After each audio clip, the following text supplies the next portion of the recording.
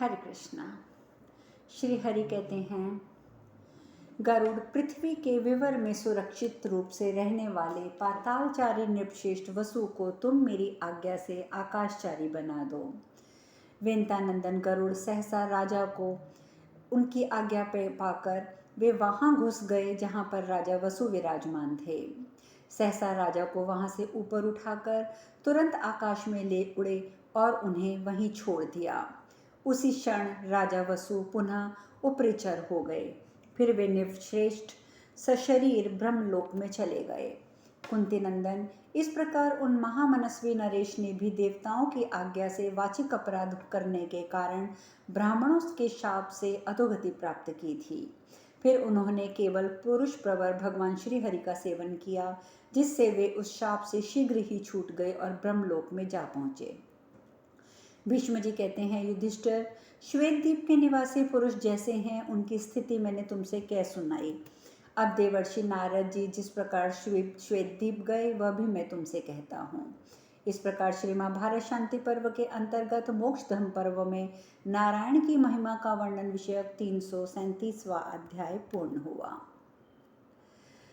भीष्म जी कहते हैं, युधिष्ठिर, उस महान श्वेत द्वीप में पहुंचकर भगवान देवर्षि नारद ने जब वहां के उन चंद्रमा के समान कांतिमान पुरुषों को देखा तब मस्तक झुकाकर प्रणाम किया और मन ही मन उनकी पूजा की। तत्पश्चात श्वेत द्वीप निवासी पुरुषों ने भी नारद जी का सत्कार किया। फिर वे भगवान के दर्शन की इच्छा से उनके नाम का जप करने लगे एवं कठोर नियमों का पालन करते हुए वहां रहने लगे। नारद जी वहां अपनी दोनों बाहें ऊपर उठाकर एकाग्रचित हो निर्गुण सगुण रूप विश्वात्मा भगवान नारायण की इस प्रकार 200 नामों के द्वारा स्तुति करने लगे। 200 नामों में प्रमुख नाम हैं, जैसे उन्होंने आरंभ किया, देवेश शेवेश, देव देवेश आपको नमस्कार है, आप निष्क्रिय निर्गुण हैं, समस्त जगत के साक्षी हैं, क्षेत्रज्ञ पुरुषोत्तम, अनंत महापुरुष पुरुषोत्तम, त्रिगुण प्रधान, अमृत अमृताख्य, अनंताख्य, गुहे महासुभर, याम्य महायाम्य, आप ही जगदम्ब्य, आप ही जगत के करुणा स्वरूप, आपका मुख अग्नि, आप ही बड़बानावल, आहुति रूप, सारथी, षटकार, अथर्व शिरा, अभंग परिसंख, सुखप्रद, यम नियम, महानियम आदि साधन भी आप ही हैं। आगे नारद जी कहते हैं, गदाध्वर, छिन्न छिन्न संशय, विश्वमूर्ति, बांधव, भक्तवत्सल, ब्रह्मदेव आदि नामों से पुकारे जाने वाले परमेश्वर, मैं आपको नमस्कार करता हूँ। इस प्रकार पूरे 200 नामों के द्वारा भगवान श्री की उन्होंने स्तुति की। वह आगे कहते हैं, मैं आपका भक्त हूँ, आपके दर्शन की इच्छा से यहाँ उपस्थित हुआ हूँ। 200 एकांत में दर्शन देने वाले आप परमात्मा को बारंबार नमस्कार है। इस प्रकार मोक्ष धर्म के अंतर्गत 348वां अध्याय पूर्ण हुआ। भीष्म जी कहते हैं, युधिष्ठिर, इस प्रकार गुहे और सत्य नामों से जब नारद जी ने भगवान की स्तुति की तब उन्होंने विश्व रूप धारण करके उन्हें दर्शन दिया।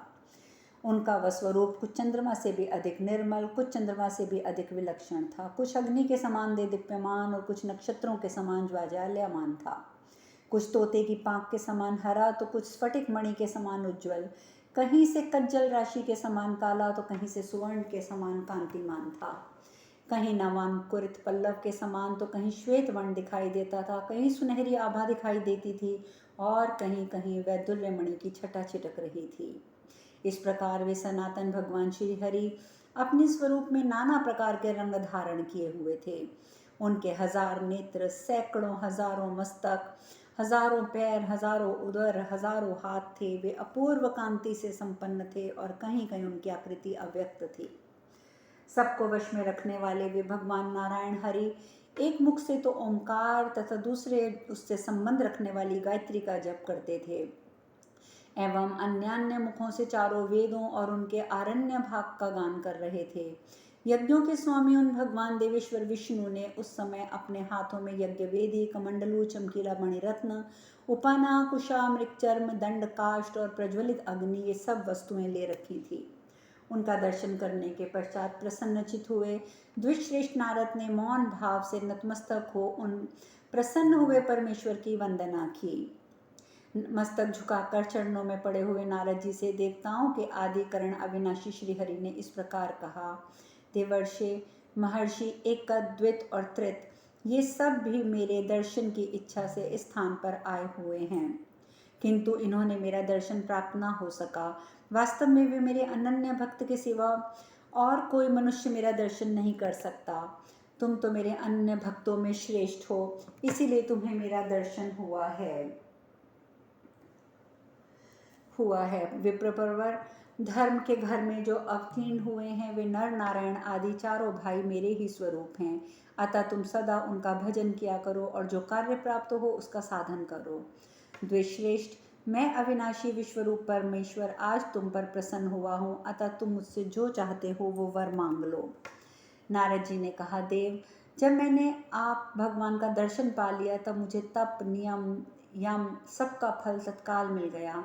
भगवान आप संपूर्ण विश्व के दृष्टा सिंह के समान निर्भय, सर्वस्वरूप, महान और सनातन प्रभु हैं। आपका जो दर्शन हो गया मेरे लिए बड़ा वरदान है। भीष्म जी कहते हैं, युधिष्ठिर, इस प्रकार दर्शन देकर भगवान ने ब्रह्मपुत्र नारद जी से कहा, नारद जाओ, विलंब ना करो।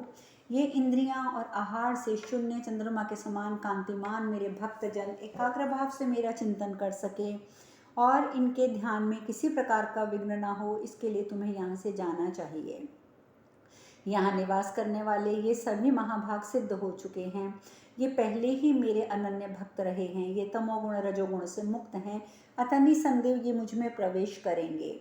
जो नेत्रों से देखा नहीं जाता, त्वचा से जिसका स्पर्श नहीं होता, गंध ग्रहण करने वाली घृणियों से जो सूंघने में नहीं आता, जो रसनेन्द्रियों की पहुँच से परे है, सत्व रज तम नामक गुण जिस पर कोई प्रभाव नहीं डाल पाते, जो सर्वव्यापी साक्षी संपूर्ण जगत का आत्मा कहलाता है, संपूर्ण प्राणियों का नाश हो जाने पर भी जो स्वयं नष्ट नहीं होता है, जिसे अजन्मा, नित्य, सनातन, निर्गुण और निष्कल बताया जाता है, जो 24 तत्वों से परे 25वें रूप तत्व के रूप में विख्यात है, जिसे अंतर्यामी पुरुष, निष्क्रिय और ज्ञानमय नेत्रों से देखने के योग्य बताया जाता है, जिसमें प्रवेश करके श्रेष्ठ द्विज यहाँ मुक्त हो जाते हैं, वही सनातन परमात्मा है।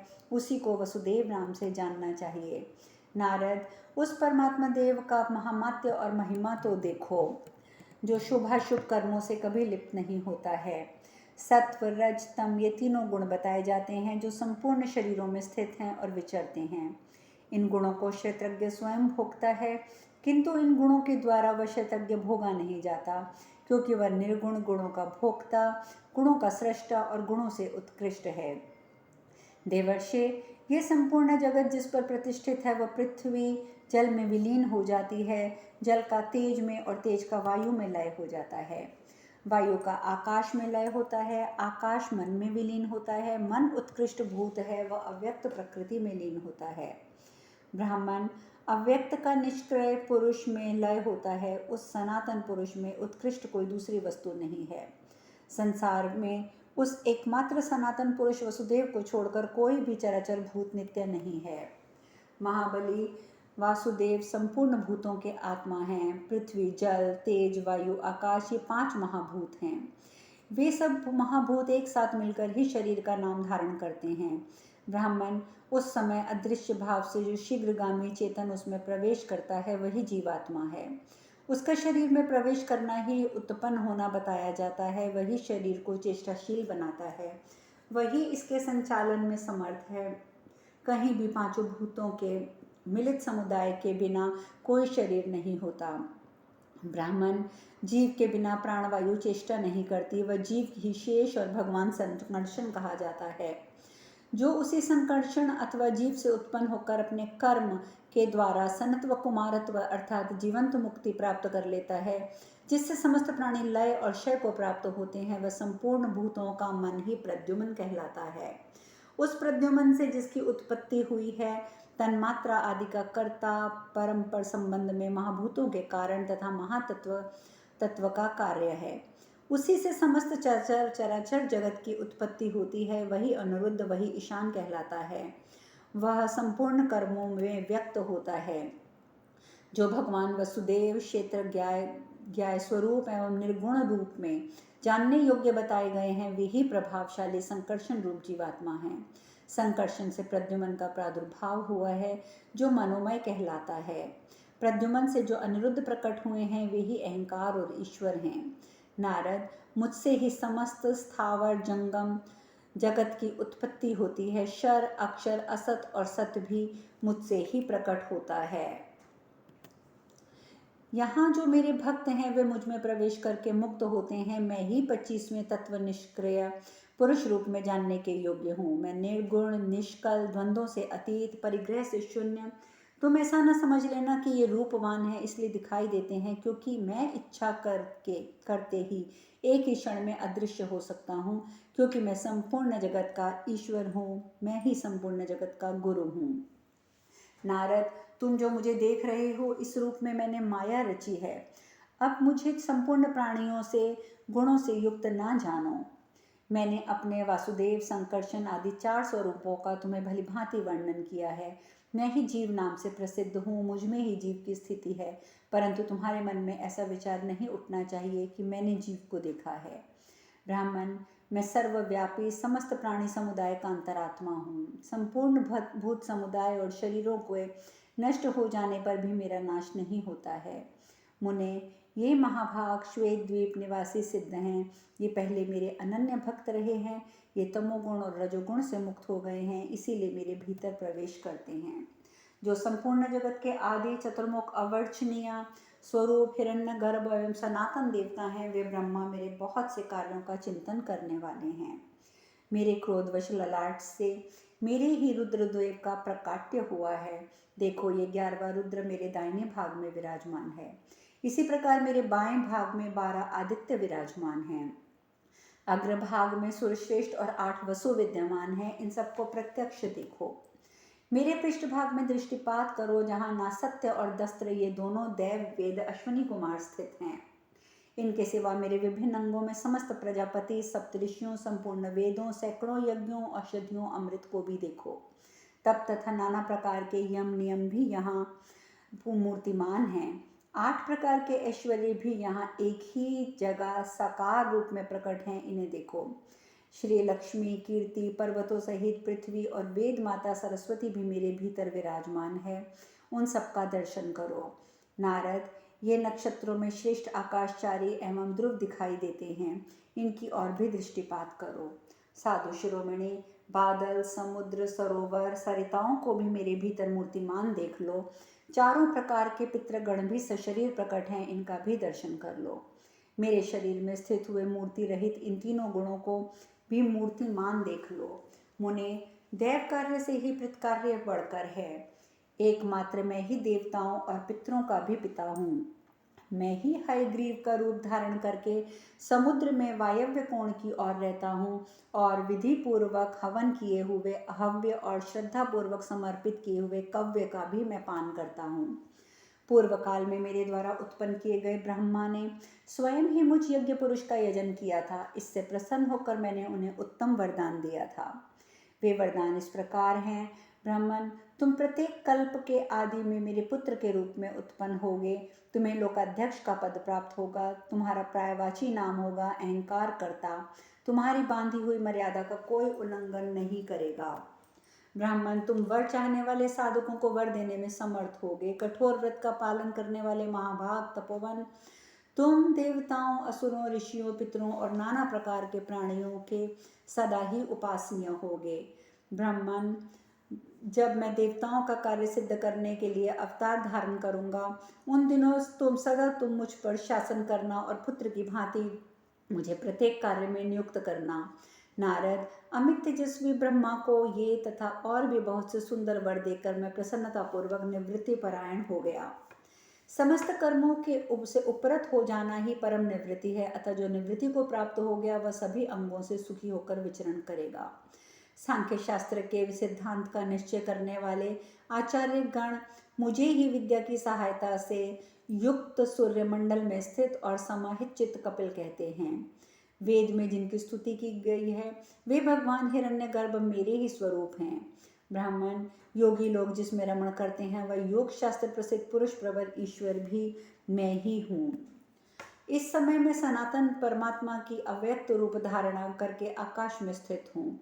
फिर एक सहस्त्र चतुर्युग व्यतीत होने पर मैं ही इस जगत का संहार करूँगा।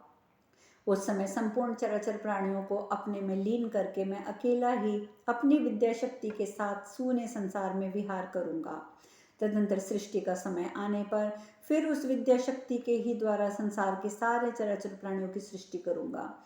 मेरी जो 4 मूर्तियाँ हैं, उनमें से जो चौथी वसुदेव मूर्ति है, उसने अविनाशी शेष को उत्पन्न किया है।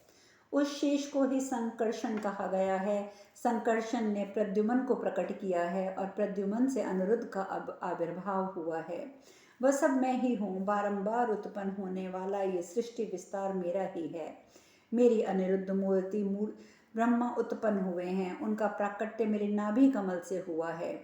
ब्रह्मा से समस्त चराचर भूत उत्पन्न हुए हैं। कल्प के आदि में बारंबार इस सृष्टि को मैं प्रकट करता हूँ और अंत में मैं इसका संहार कर डालता हूँ। इस बात को तुम अच्छी तरह समझ लो।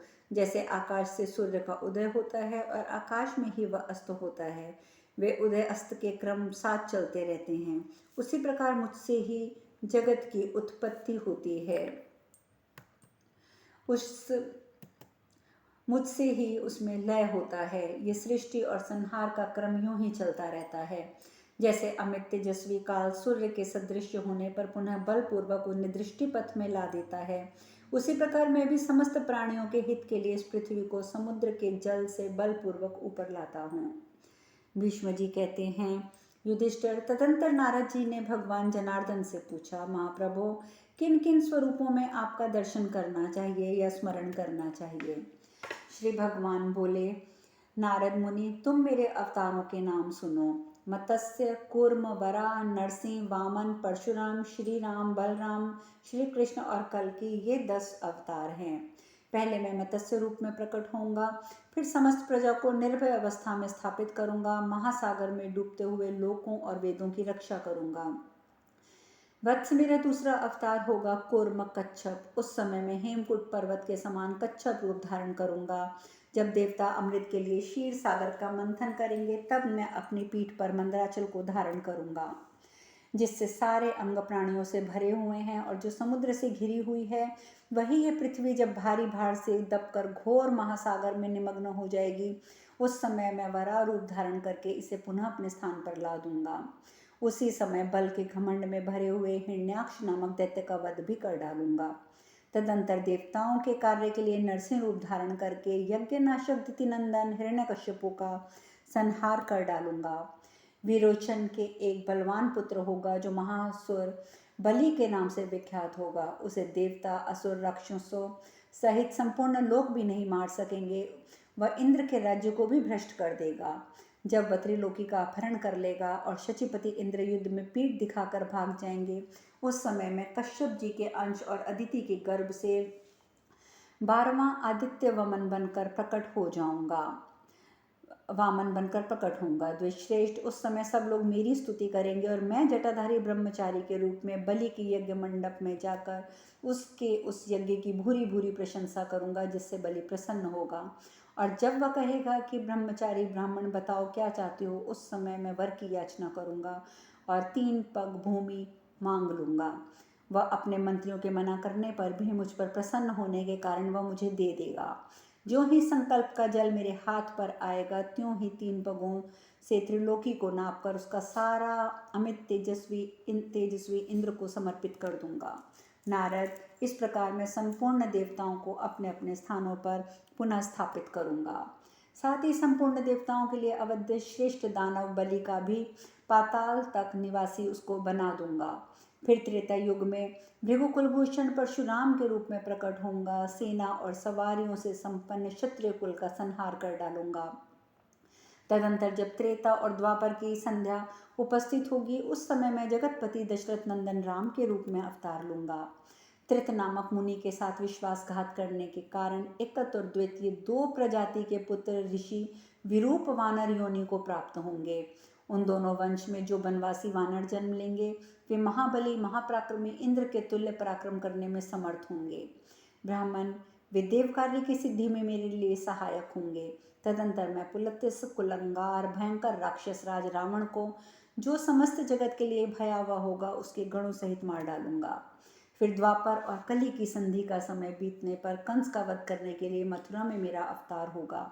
उस समय कंस, केशी, कालासुर, अरिष्टासुर, चारूण, मुष्टिक, प्रलंब, धेनुकासुर, वृषभ रूपधारी अरिष्ट को मारकर यमुना के विशाल कुंड में स्थित कालिया नाग को वश में करके गोकुल में इंद्र के वर्षा करते समय गौओं की रक्षा के लिए पर्वत गोवर्धन को 7 दिन रात अपने हाथ के छत्र की भांति उठाए लिए खड़ा रहूंगा। ब्राह्मण जब वर्षा बंद हो जाएगी तब पर्वत के शिखर पर आरूढ़ होकर मैं इंद्र के साथ संवाद करूंगा। वहां मैं बहुत से देव कंटक दानवों को मारकर कुशस्थली को द्वारकापुरी के नाम से बसाऊंगा और उसी में निवास करूंगा, और वहां रहकर देव माता अदिति का अप्रिय करने वाले भूमिपुत्र नरकासुर, मुर और पीठ नामक दानवों का संहार करूंगा।